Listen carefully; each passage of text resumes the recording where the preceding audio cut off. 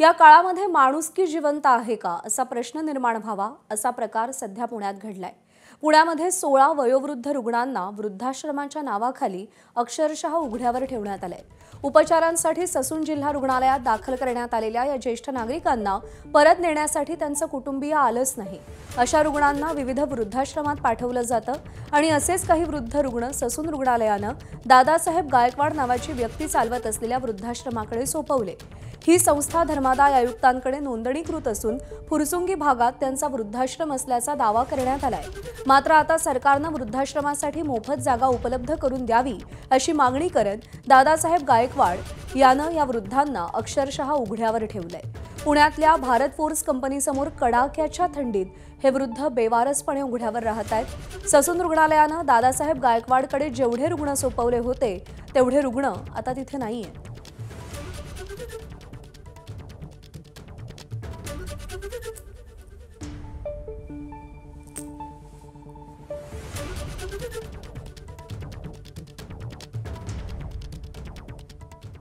दरम्यान या रुग्णांची चौकशी करण्यासाठी जेव्हा रुग्णांचे परिचित तिथे जात आहेत तेव्हा दादासाहेब गायकवाड उडवाउडवीची उत्तरं देतोय, तर ससून रुग्णालय सुद्धा हात झटकतंय।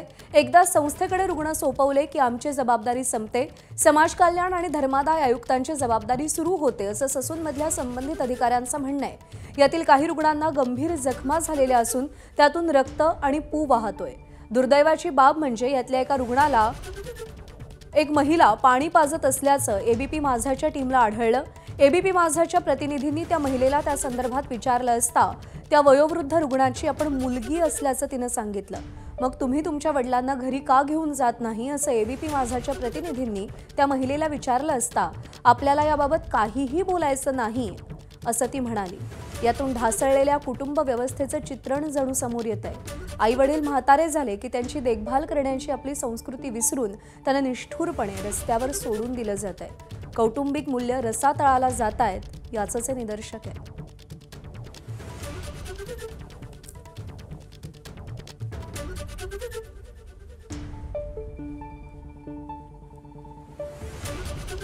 पुण्यातील ससून रुग्णालय आणि पुणे पोलिसांकडून जे वृद्ध नागरिक ज्यांचे कोणी नातेवाईक सापडत नाहीत अशांना एका संस्थेकडे सोपवलं जातं। अपेक्षा ही असते की ही संस्था या वृद्धांचा व्यवस्थित सांभाळ करेल, जर उपचारांची गरज असेल तर उपचार करेल। मात्र या संस्थेने हे सगळे 16 वृद्ध अक्षरशः पुण्यातील घोरपडी भागामध्ये उघड्यावरती ठेवलेले आहेत।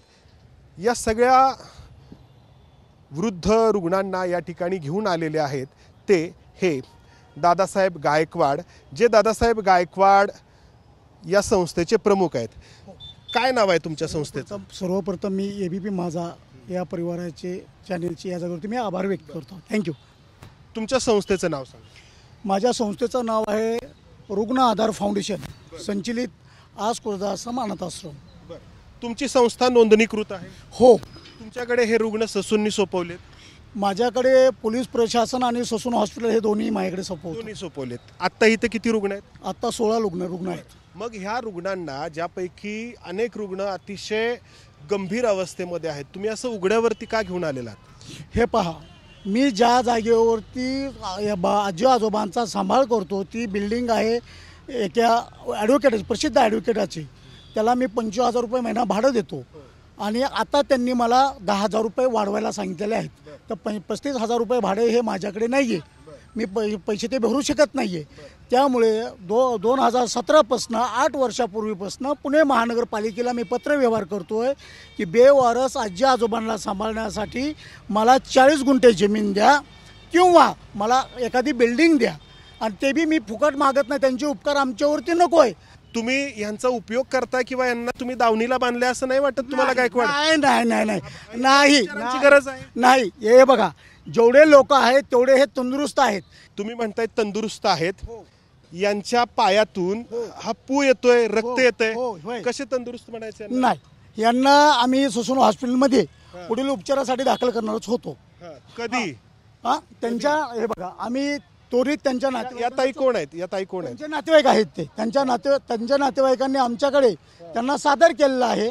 आम्ही त्यांना म्हणलो होतो की आमच्याकडे आम्ही फक्त बेवारस लोकांनाच सांभाळतो, तर लोकांना सांभाळतो, नातेवाईकांच्या लोकांना सांभाळत नाही. त्यांनी विनंती केल्यावरनं जसे आहेत तसेच आमच्याकडे सादर केलेले आहेत. असे काही लोक आहेत की ज्यांचे परिचित ससूनमध्ये उपचारांसाठी म्हणून भरती करण्यात आले. काही दिवस गेले आणि जेव्हा हे परिचित त्या रुग्णाची चौकशी करण्यासाठी जेव्हा ससूनमध्ये गेले तेव्हा तो रुग्ण ससूनमध्ये त्यांना आढळला नाही. ससूनच्या अधिकाऱ्यांकडे त्यांनी चौकशी केली असता त्या अधिकाऱ्यांनी दादासाहेब गायकवाड यांच्या संस्थेकडे, या संस्थेकडे, अर्थात हे सगळं मोकळं आकाशाखाली असलेलं आहे, तो रुग्ण सोपवल्याचं सांगितलं आणि इथं आल्यानंतर त्यांना तो भेटला नाही. अशा रुग्णाचे हे परिचित आहेत पुष्कर तुळजापूरकर. कोण आहेत ते तुम्हाला नाव सांगता आलं तर, नाही सांगता आलं तर काय काय घडलंय सांगा. नाही, विषय असा झाला की 23 सप्टेंबर 2024ला त्यांना ते थोडे वेडसर होते आणि परिचित होते, तर त्यांना उपचारासाठी ससूनमध्ये दाखल करण्यात आलं. त्यानंतर त्यांची मिसेस पण तशीच मेंटली रिटार्डेड असल्यामुळे त्यांच्याकडं थोडं दुर्लक्ष झालं. पण त्यांनी मला संपर्क केला आणि त्यांनी सांगितलं की माझे मिस्टर ससूनमध्ये आहेत, पण ससूनमधनं काही कळत नाही. म्हणलं आपण जाऊ. मी माझं पत्र दिलं ससूनला की या रुग्णाबाबत पूर्ण माहिती मिळावी की ते आहेत का, जर असतील तर त्यांच्यावर काय उपचार चालू आहेत, कुठे आहे त्यांची सध्या परिस्थिती ही मला कळवण्यात यावी. जर ते गेलेले असतील तर त्यांचं डेथ सर्टिफिकेट आम्हाला मिळण्यात यावं. म्हणजे त्यांच्या बाकीच्या ज्या काही पुढच्या प्रोसेस होत्या त्या त्यांना करायच्या होत्या. आता झालं असं की मी गेले 2 महिने ससूनमध्ये हेलपाटे मारत होतो. परवा मी जे आपले अधिष्ठाता आहेत एकनाथ पवार त्यांना भेटलो. त्यांना म्हटलं साहेब असं असं आहे आणि तुम्ही याच्यामध्ये मला काय सहकार्य करता. त्यांनी सहकार्य केलं. त्यांनी 2 दिवसात मला आस्क ओल्ड एज होम या संस्थेची माहिती दिली की त्यांच्याकडे हे रुग्ण आम्ही 4 डिसेंबर 2024ला सुपूर्त केलेले आहेत. मी दादासाहेब गायकवाडांना फोन केला, यांना फोन केला. तर यांनी मला सांगितलं की तुम्ही भारत फोर्टच्या समोर या. आम्हाला 2 मिनटं कळलं नाही. म्हटलं ठीक आहे, मीटिंग पॉईंट असेल त्यांचा किंवा कोणाला भेटायचं असेल म्हणून त्याने तिथं बोलवलेलं असेल. त्यांना मी विचारलं की असा पेशंट तुमच्याकडे ॲडमिट होता का, तुमची फेसबुक पोस्ट आहे त्याच्यावरनं कळतं आहे की ते तुमच्याकडे ॲडमिट होते. ते म्हणले हो माझ्याकडे होते, 1.5 महिना माझ्याकडे होते. 4 डिसेंबर 2024 ते पुढची तारीख तुम्हाला आठवत नाही आहे. तर त्यांनी मला सांगितलं की म्हणलं मग तुम्ही त्यांना काय केलं. ते म्हणले बेवारस म्हणून ससूनमध्ये ॲडमिट केलं. आता माझा प्रश्न असा आहे की यांना त्या पेशंटचं नाव माहिती होतं, यांना त्या पेशंटच्या नातेवाईकांचं नाव माहिती होतं, मग त्यांनी बेवारस म्हणून का ॲडमिट केलं, हा माझा पहिला प्रश्न. तुम्ही यांचे जे नातेवाईक होते ते तुमच्याकडे आणले, इथे आणले? इथं नाही. बघ मग त्या तुमचे तिकडे आधीची संस्था होती. जवळजवळ 1 वर्षापूर्वी ते बाबा माझ्याकडे होते. असं झालं की बाबा माझ्याकडे आले असताना त्यांना पत्ता नाव सांगता येत नव्हता.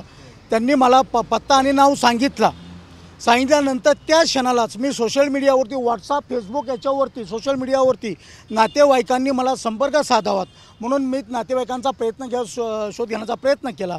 काही पोलिसांनी त्यांनी सांगितलेल्या पत्त्यावरती देखील जाऊन आले. त्या जागेवरती आम्हाला सहकार्य भेटलेलं नाही.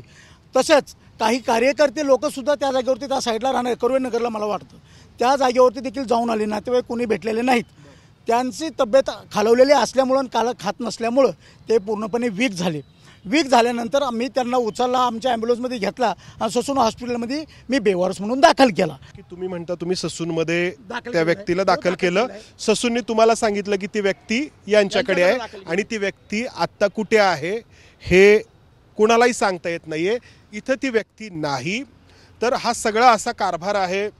एकत्रित कुटुंब व्यवस्था आहे. आई वडिलांना त्यांच्या म्हातारपणात आपण जपायला हवं. हे जे संस्कार आहेत ते संस्कार आजच्या काळामध्ये कितपत उरलेत हा प्रश्न हे सगळं पाहिल्यानंतर या ठिकाणी आपल्याला पडतो. कॅमेरामन विजय राऊतचं मंदार गोंजारी, ABP माझा, पुणे. धरती पे रूप माँ बाप का उस विधाता की पहचान है असं मोठ्यानं सांगितलं जातं, पण त्याच धर्तीवरच्या विधात्याला रस्त्यावर बसण्याची वेळ आलेली आहे. या सगळ्या संदर्भात ससून रुग्णालयाच्या समाज अधीक्षकांनी काय म्हटलंय तेही पाहूया. उपचार पूर्ण झाल्यानंतर जेव्हा पुनर्वसनासाठी देतो तेव्हा रजिस्टर म्हणजे नोंदणीकृत, धर्मादाय नोंदणीकृत जी संस्था असते त्यांच्याकडे वर्ग करत असतो. ते वेगवेगळे असे भरपूर 10-15 संस्था आहेत पुण्यामध्ये जे चांगले आहेत, वेल सेटल आहेत, त्यांची बिल्डिंग वगैरे आहे, अशा ठिकाणी आपण त्यांना वर्ग करतो. आणि संस्थेची बिल्डिंग वगैरे सर्व व्यवस्थित आहे, तिथे जेवायला व्यवस्थित आहे, हे सगळं आम्ही पहिलं पूर्णपणे बघूनच आपण त्यांना वर्ग करतो, पुनर्वसन करतो. आता या केसमध्ये आम्ही काही सांगू शकत नाही. ते रजिस्टर्ड संस्था आहे, आम्ही दिली. रजिस्टर संस्था बघून दिली. आता त्यांचं काय करायचं हे चॅरिटी कमिशनर म्हणा किंवा मग पोलीस हे ठरवतील. एबीपी माझा, उघडा डोळे बघा नीट.